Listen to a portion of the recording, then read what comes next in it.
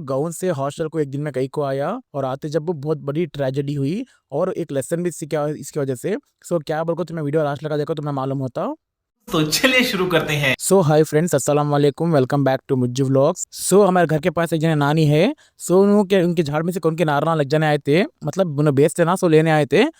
नानी मुझे नारल का हिसाब पूरा कर रहा है बोल को बुलाए थे। इसलिए हम हिसाब करने के वास्ते गया था।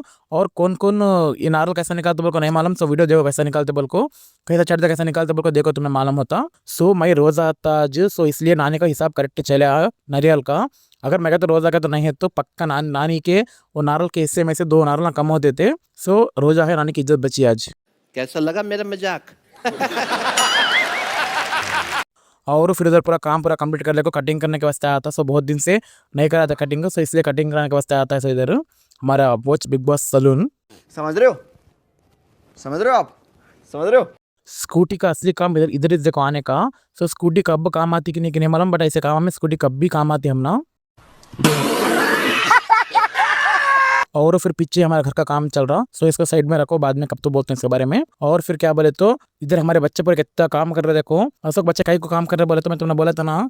कहीं को आया बड़ा को मैं तुम्हारा समा की वीडियो में बोलता को। हमारे मामू ने इफ्तार दावत दे रहे हमारे नानी हो। इसलिए इफ्तार की दावत के वास्ते आया था मैं बड़ा रही सिरगुप्पा को। इसके लिए हमारे बच्चे पूरा तरकारी पूरा क्लीन कर रहे। इतना काम कर रहे थे बच्चे हमारे घर के। और इधर बाहर पूरा खाना पूरा प्रिपेयर हुआ, तो चुपके दम को रखे पूरा पुलाव ऑलमोस्ट पूरा कंप्लीट हुआ काम। सभी जने बाहर बैठे ऐसा।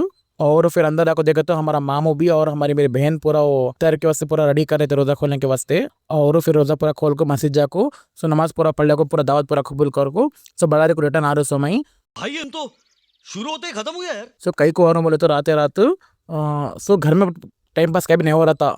मतलब कल का रोजा बहुत डिफिकल्ट से गया मेरा पूरा दिन। मतलब बहुत टफ गया पूरा दिन मेरा कल।